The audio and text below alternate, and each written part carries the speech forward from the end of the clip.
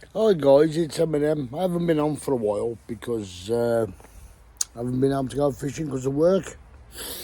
Um, I've got a, I'm going out Tuesday with my mate. Just giving you an update really why I haven't been on. It's because I've been working, as per usual, and also excuse me, I'm trying to get this camera bloody right, as per usual. There we go. Yeah, I've been working, and of course I've been trying to get me. Excuse me, I'm getting a nice drink from Lidl. It's only cheap shandy. That'll do. I'm not driving anyway, so it's only 2%. As I said, I don't drink. This is the first time you've seen me drink.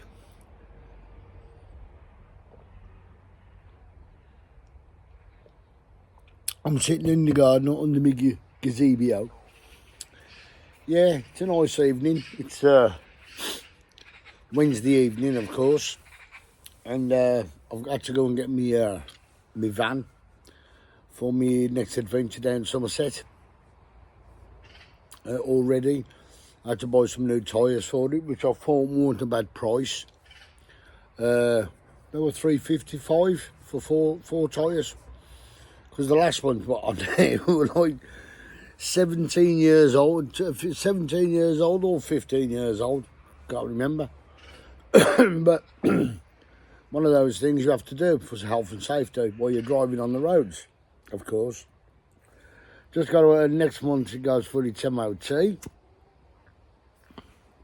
Got to have a talk to my mate about that for its MOT. Get it booked in, hopefully it passes, and then I can start doing my journeys down the coast. Oh, excuse me. I will be taking my van down to Somerset because I know it's how easy access it is to get there. But I will this year. I will have probably a month off. Well, when we close down, I'll be doing a lot of travelling, doing a lot of blogging. And I will be trying some other venues, i.e. down on the seafront. The one I want to go to is in Whitby, because I know Whitby. And you got Whitby, and then just up about 3.5 miles further down the coast, a place called Sands End. And I think you can fish from the car park there, and I'd like to do that as well. And there's other little areas around there. I've done Hull. I fished in Hull at Withensea, and I wasn't doing any blogging then. But they do a lot of contests. They have a big open contest there, and last time I went, we had Hurricane Dennis come through, and it was absolutely pants. I caught absolutely nothing. There was a lot of fish being caught on the Humber, but where I was on towards the coast in Withensea, because the Humber was about 10 miles up that way, nobody was catching on the beach. There was nothing coming out at all. So I might try that again one of the years. It's a good contest to go to. Don't get me wrong. I think they're going to change the rules now, because at one time you had to you had to take the fish in to the place, and then people didn't want the fish and they just discarded them. Now they've gone and changed. I think what they should do on every club who runs a contest, a sea fishing contest, should, me personally, should, what's the word I'm looking for? They should. So I'm trying to get this camera out of the right angle. I can't get it. It's annoying me. Oh, let's try that. Yep. Shut it down a touch. That's it. That's better. No, still not right. No, I'll leave it like that. Anyway, as I was saying, they should do a catch and release.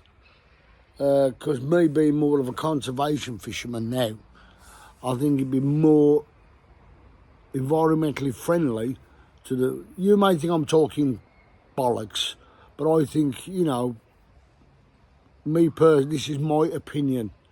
Everybody's got their own opinion. Please comment on what I'm saying. So I think catch and release goes for all, even down the coast. If you're in a con, just have a big sheet made up. Do your weights and give you points for certain lengths of fish. You know, never mind weighing them, it's the length. Go on the length instead of weighing them. Okay, if you get a bonus fish, like a bass, and there's a place I watch on YouTube, they do a bass festival, and if they catch a decent bass, they're allowed to take one. Understandably, I know a lot of people do like to take a bass home with them because they are a lovely fish to eat. I haven't eaten one, and I don't intend to do that. I'll probably take one out for my father-in-law because he loves fish, but it's very rare I catch a bass anyway. And I'm not gonna knock a bass on the head to bring all the way into Birmingham. To be honest, no way, no.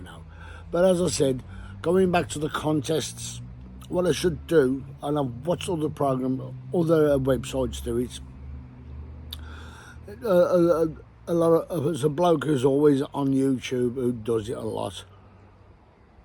In a way, he's annoying because you don't see him fishing, but you see fish come up on the beach. He's always got his camera in his hand.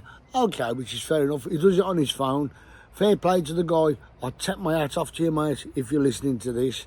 But I agree, if you go on a contest, sea fishing, and you got somebody next to you, doesn't matter if they're on the left of you or on the right of you, and you're going for certain fish, they should give you a length of the fish you should be catching and the point system of the length of that fish.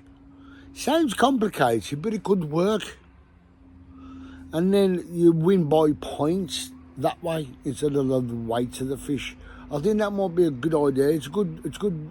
I know there's a lot of clubs who do it out there, and I just wish that all the clubs could do it because it seems fair to me, you know, that way. I mean, could have Bill Bloggs catch a £20 conger, right? And it's a short, stubby one. I mean, very rare you get a short, stubby one, but you could get a £20 conger. The bloke down this way could get a £15 conger and catch something else that matches that weight, if you know what I mean. But as I look at it, what you should do is go by length and score points that way. I mean, the bloke who's down here, he could be winning it on a conger. When this bloke's gone and caught loads of little fish that only get up to about, say, £18, and he's lost by £2, it should go by measurement. I think it's, to me, it's an ideal idea, but that's me. Anyway, I'll get back to what I was saying. I'll be going away. I'll be going with my friend, who I've been a lifetime friend for years, since the age of 17. As I mentioned, he's slowly, he'll be 70 next month. Will it be next month? No. Anyway, he'll be 70. And I've known him since I was 17. 16, sorry, a long time ago.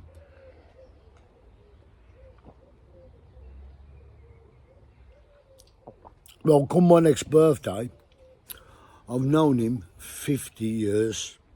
That's how long we've known each other, 50 years. And I said, not long ago,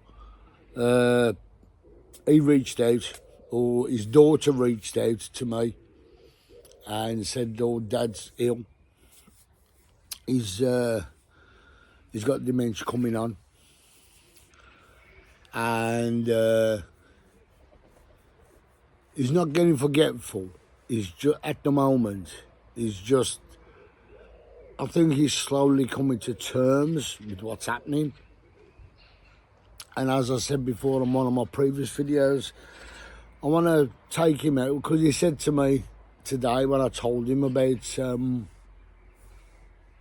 going fishing, he said, "This will be my first and last time with you, Cole." I said, "Why is that?" He said, "Because I haven't got a motor anymore. I can't go out fishing anymore." He said, "There's nobody to take me." And he said, "Another." I said, "Well, get a licence, a day licence. And if you're still interested, I will take you out when I can, and which I will do." And you never know, you may see him coming down Somerset with me. I might say to him, "Yeah, come and have a couple of days with me. You know, have a bit of man time together or mate time together," because we've known each other for years. And, you know, one day it could be me. Don't know, do you? You don't know what's around the bleeding corner. So what I'm going to say to you guys is, if you got a friend who's a fisherman and can't get upset, can't get out that much, and you know he loves fishing and he's got all his own gear, give him a call. Help him out. Mental health, as I said, mental health, this is this is what I do this fishing for. Mental health, family time together, also clean up the environment and clean up the rivers. Now, I've just been watching the news, and since I've been on doing YouTube, and my very first video, 3 videos I'd done, I had a moan about the environment and this, that and the other. And I don't know if anybody has spotted it on the TV or whatever, or somebody who's influenced by the government or whatever. All of a sudden, there's a lot of people getting on board. I don't know if it's me or it's coincidence. I hope it is me. It'd be nice to be notified, "Oh mate, you're doing a good job." You know what I mean? But I don't want the recognition or the fame and whatever. All I want is people, all you fishermen, to stand up now. It's closed season on the rivers. You have a look at your lakes that you go on. Some of your lakes are kept pristine. I mean, when I'm going to Sunday, again, I always go to Arvington because it's close to me. And I found out there's another couple of places that I can be going to, which I will start doing, but I've got to just do a recce of it first, see how they fish. Well, actually, I'll take you with me when I do a recce. See how it works, see how it fishes, see what baits you can use, see what baits you can't use. And I'd like to give a shout out to them places where it's nice to go fishing if you don't want to go on a river. But me personally, is us fishermen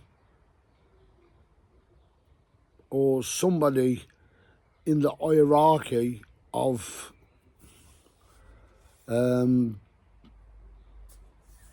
you know, more in the know than I am about lobbying the government about cleaning up the rivers. I mean, you think about it. How many fishermen are there in Britain? Yeah. Think of it. Think of the money in people buying fishing tackle from these little fishing places. You're talking billions. We must spend billions a year on maggots, all your baits, rods, reels, all the gear. And I do have an idea. All that money keeps the economy going. Now, if we can lobby the government and say, "Look, clean up the fucking rivers, because it's not just us that enjoy it. It's people who want to go, as I said before, people want to go swimming in these rivers. People want to go canoeing, doing a little bit of boating, rowing, the lot. I mean, again, the other day, yesterday, Monday, people were told not to go in the sea because of the pollution. What the fuck's going on? And the government's about giving them hundred thousands of pounds of fines. Fuck £100,000 of fines. Clean. What the government should do is tell them to start cleaning up their crap before they're pumping into the rivers and into the sea. They make all this profit. Surely to God. Oh, sorry, it's the shareholders, isn't it? Got to keep the fucking shareholders happy. Oh, excuse me. That slipped out. You got to keep the shareholders happy. To me, that's a load of cobblers. All they think of is this, sod everybody else. But it shouldn't be like that. And I hope somebody, because I don't know how to do it, will put my video to First Army, yeah, the Labour Prime Minister, and say, look, have a listen to this geezer. Have a listen to him. He's not talking crap. He's talking simplicity. It's simple. You don't need to be a rocket scientist to sort it out. You just need a little common sense. That's all it is. As I keep saying, common sense goes a long way. It's no good me trying to get a big rally up, banging a drum, standing up there going, rah, rah, rah. Nobody's going to ficky listen if you shout too much. Because the more you shout, they're not going to really listen. They're just going to say, I'll give in time, I'll get bored and piss off. I'm not going to. While I've got breath in my body, I will keep going on about cleaning these rivers up. As I said before, what they've done in America, they've took little dams away down certain rivers. Their people, their fisheries think about the way the river runs. They think about the way the fish stock are. What's wrong with us? We're a little ficking island. Can't we do something? Can't we adopt something from America, what they've done? A few ideas. It wouldn't hurt to try. You don't have to do it, but let's have a go. Let's try. As I said before, each time you go on the River Severn or the River Avon or any river that's got locks on it, you have got a weir next to it. Get rid of them weirs and let the river course take the silt down, because you're going to get these natural environment people going, oh, but you're going to kill this, you're going to kill that. No. In America, they had the same people going, oh, you'll be doing this, you'll be doing that. But you know, that river, after 2 years, has bounced back. The stocks of sockeye salmon, normal salmon, but I don't know the names of all their salmons, but you know what I mean? They've got about 4 different types of salmon that swim up the river, this one river. How many times have you seen a salmon coming up the Severn now? Or sea trade coming up the Severn or the Avon? None. I've caught one in my life, and that was by luck.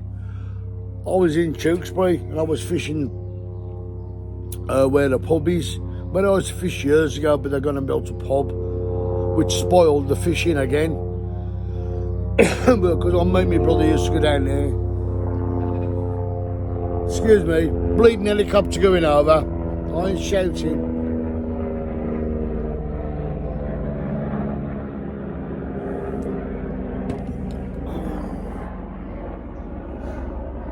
It's one of them passenger ones that take these heighty people from here to here.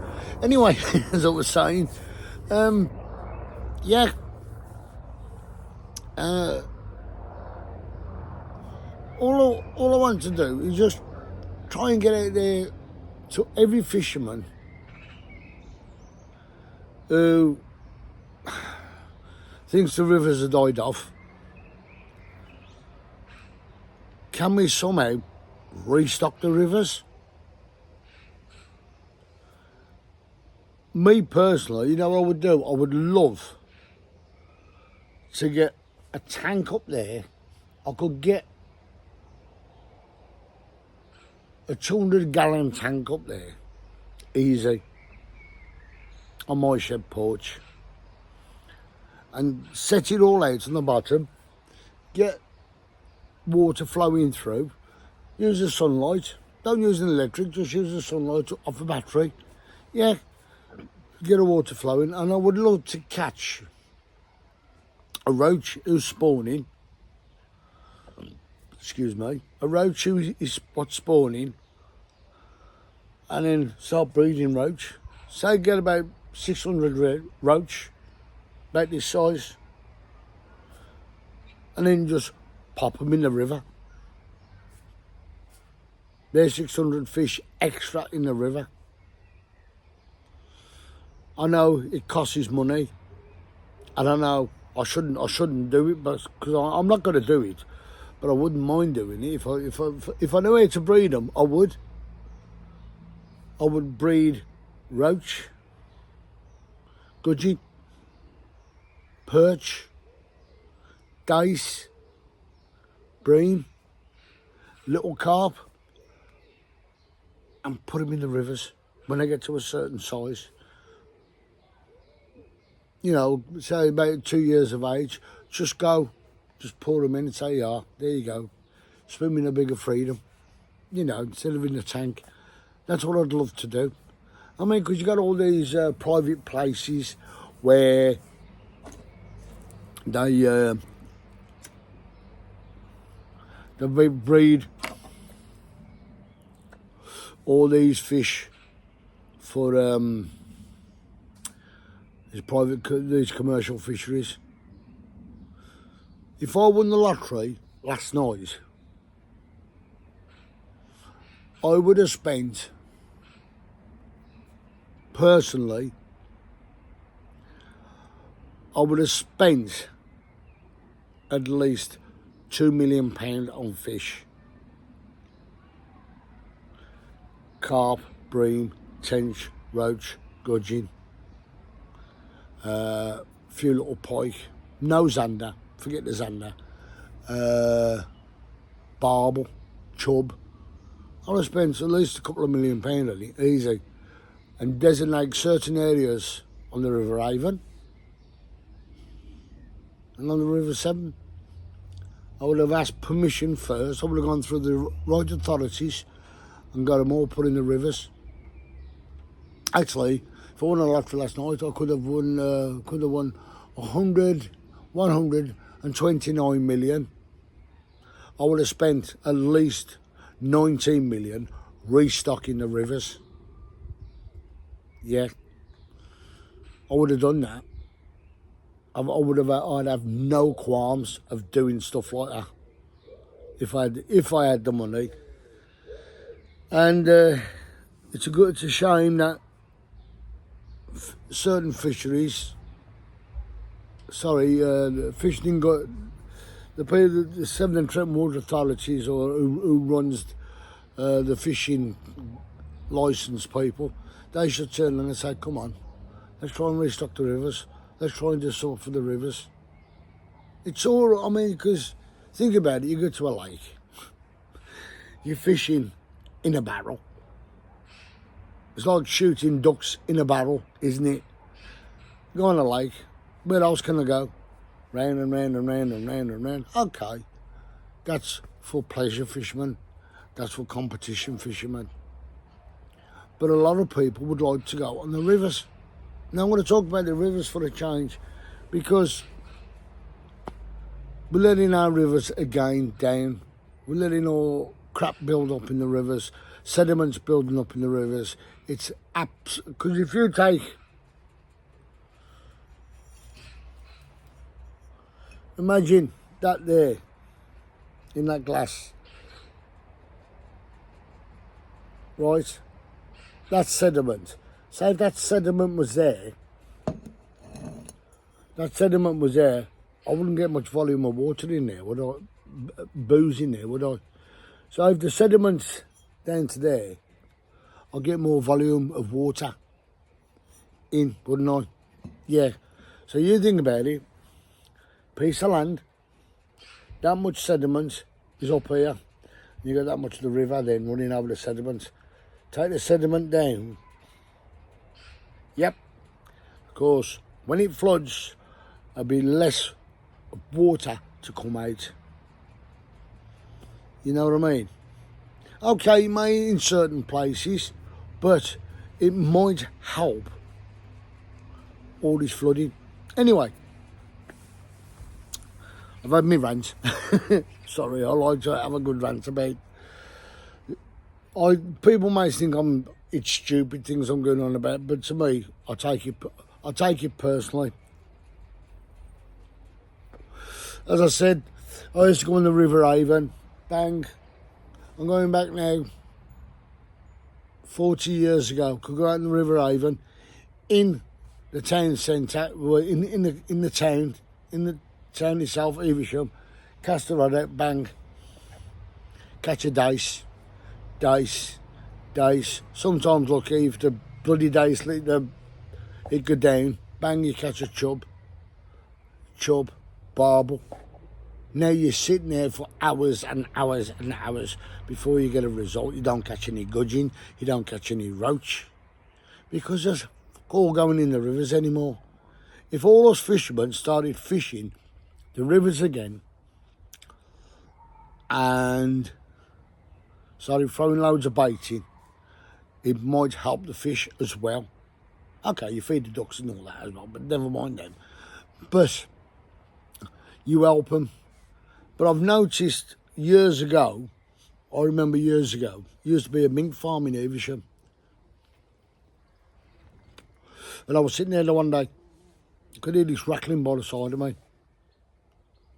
And somebody had broke in to a mink farm and let them all go. There must have been thousands of them that let go. Yeah. Where were they? On the riverbanks. I had about 6 of them right by the side of me, going underneath me landing stage. And in the end, they started coming out. I had to piss off, because I wasn't going to get bitten by a mink. No way. Because you don't know what diseases they carry. So there again, somebody done something, okay, good for the mink, but it killed the fish stock off on rivers.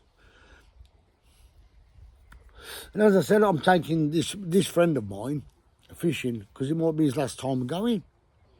Now, I will say to you again, guys, think about people who are fishermen. They might be disabled. They may not be able to walk the way they used to. Their gear may be old and decrepit. But if you're going on your own, ask somebody to come with you. Just for a day out, pleasure fishing. Rekindle some old friendships. Me saying that, you could say that about me and my brother, but what he done was bad. So I don't know him. But I'm not going to rekindle that with my brother, because as far as I'm concerned, he's dead for what he done. It was nasty. So, but old friendships, and if you fell out with one of your brothers over a silly thing, not as severe as what me and my brother went through, but a silly little thing, try and rekindle it. And you may say, well, why don't you hold the olive branch out, mate, to your brother? Not what he done. He disrespected my mum on her funeral day. And you can't let that go. That hurts. That bloody hurts, that does. Turning up drunk. No, you don't do that. Never even walked it into the... Couldn't even be bothered to be a pole bearer. Couldn't even bother to get in a car and travel down to the church to say goodbye to his mum. He decided to turn up half an hour late just as they were lowering mum into the ground. That's how bitter I feel. That is wrong. And he was drunk. How would you feel? Yeah, peeved off. That's why I can't rekindle with my brother. No way. That was his mum. You only have one mum in life. You can have hundreds of dads, but one mum. That's the lady that bore you. You know what I mean? So he disrespected my mum. Sticking up for you, mum. Sorry.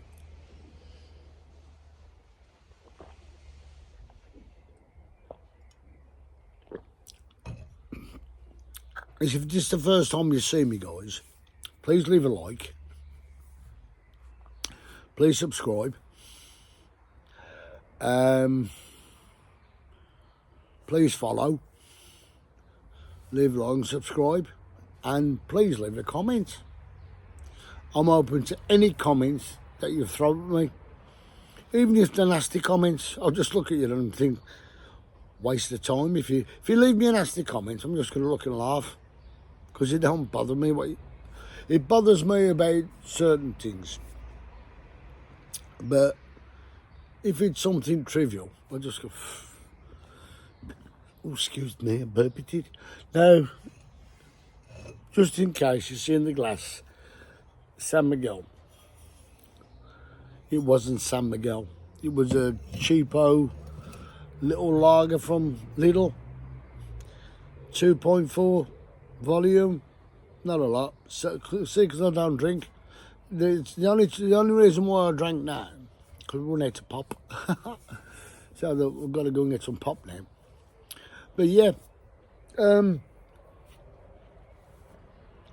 as I said, it will be next Tuesday. Forget what date it is next Tuesday. Anyway, it'll be next Tuesday, and as I said, I should be taking his friend. If I don't take him, I might be taking a friend who comes into the pub. He's a Polish lad, real nice guy. And, all right, you're my favourite chef. I go, okay, mate. He said, me and you go fishing. I go, yeah, whatever, mate. So I said to him, this Tuesday I'm off. Do you fancy coming? I'll meet you, yeah, okay. We'll see. So you might see me, my mate Paul, plus this Polish guy. I don't know his name. But he's a real nice guy. Because this is the guy who sold me all that pike gear for 150 quid for his mate. Oh, God. As I said, I give half to my son-in-law. It was about 500 quid's worth in there, really. Oh, and I said I couldn't find my my bait runners. I found them. I'm going to show you a thing that I've seen on TikTok, which is a good idea for taking line off your reel, your old line. I'll put it up before, probably before Tuesday, I hope. But there you go, see how it goes. Anyway, guys, catch you later. This is MNM. Let's go fishing. Signing out. If you're going fishing this weekend, well done, guys. Tight lines. Oh, and I've got a lovely new net. Try and good one. Because last time I went fishing, I tried to get it into the holder, the little V shape like that. You try and put the two prongs in. Well, as I've done that, I opened it up. The bloody string broke. So I've repaired it. Okay, so it's a V shape now. A big deep net. Okay, guys, catch you later. Bye.